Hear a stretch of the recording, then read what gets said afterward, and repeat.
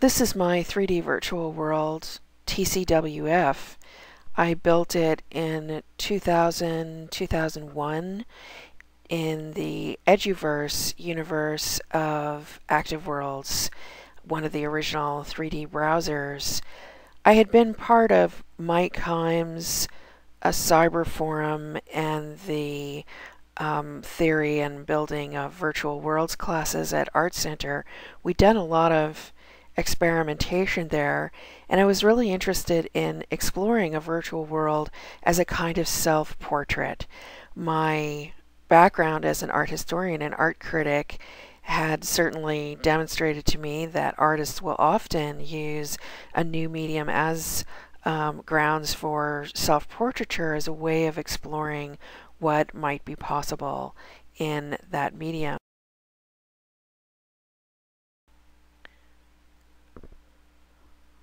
One of the first experimentations that I added to TCWF was the idea of attaching and connecting 3D and 2D side-by-side browsers so that as we navigated 3D space, we would activate and trigger new 2D images that were opened up in the browser next to the navigation panel.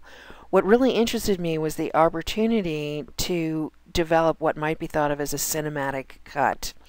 So I know cinematic cuts are terribly important for adding narrative to film and more complex storytelling, and I wondered what might be the possibilities for a virtual world in doing this.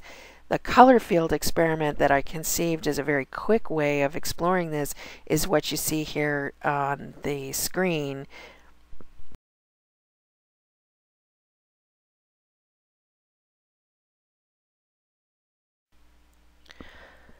While that was interesting to see what kinds of quick changes could come about and the effect that would arise from these color field explorations, I also wanted to see what would happen if we had larger narratives. So here, witchy women, technical women, Ada Lovelace in the original Matisse conception of TCWF.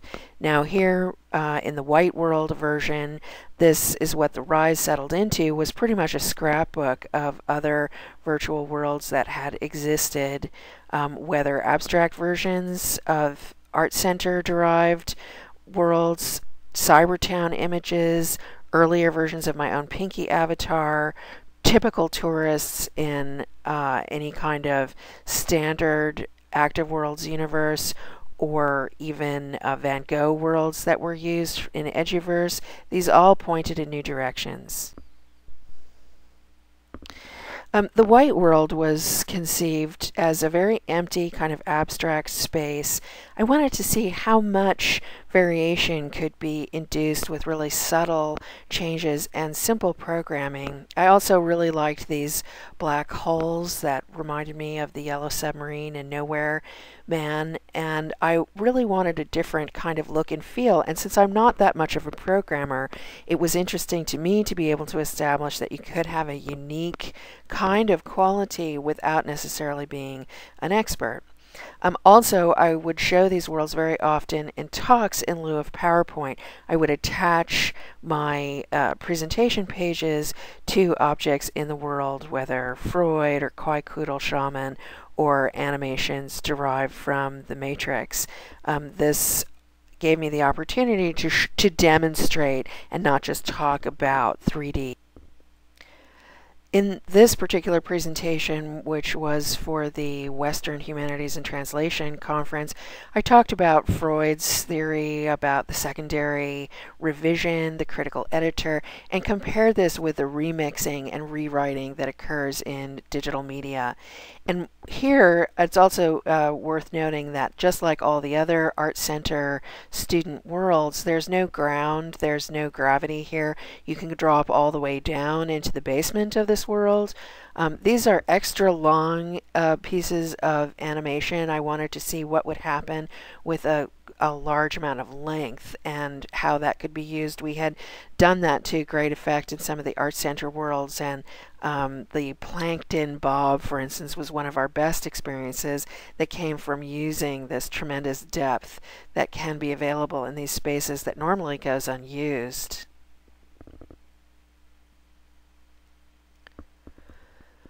TCWF is pretty much divided into 4 quadrants following the 4 directions.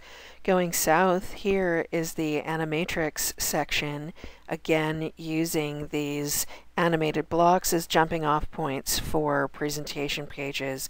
And this talk essentially argues for a kind of avatar and by extension robot rights, emphasizing questions about, is realism truly important for such virtual worlds? I think absolutely the answer is not. We are very much at the early phases of this medium, just in the same way as the original cinematic experience consisted of pointing a camera at a stage, and that was a film. Well, clearly that doesn't utilize what film has in all of its specialness, and nor do realistic worlds for 3D virtual worlds. Relying on 3D virtual worlds to be realistic and to tell our story, to use this new kind of avatar consciousness as a way to tell a classical human story, is very much the same old Enlightenment business as usual. We really need to deconstruct what it is that we're doing in creating new life forms and yet asking them to carry on our human business as usual. I'm referencing Angela Davis and Sherry Turkle here in outside links for these reasons. They raise the wonderful questions about just what is it that causes our identification with, in Turkle's case, our identification with these kinds of new conscious forms, while Davis asks just how can we define a civil entity? And she does this by exploring prisoners' rights. It's a complex argument that can't be covered in a soundbite, I'm afraid.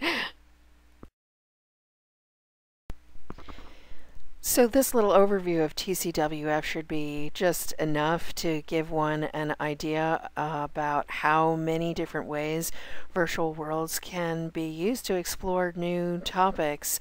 We have just barely begun to open the doors to what these will be, whether as personal libraries, ways of introducing nature, new life forms, personal stories, narrative structures in new ways. I tried to highlight these, that's me, I tried to highlight these questions in this self-portrait that is TCWF. I closed the world in 2007 and look forward to doing more work in the future. TCWF enjoyed financial support from Active Worlds Corporation, the University of California at Irvine, the New York Foundation for the Arts, and the Joukowsky Family Foundation. I thank those donors very much for their support.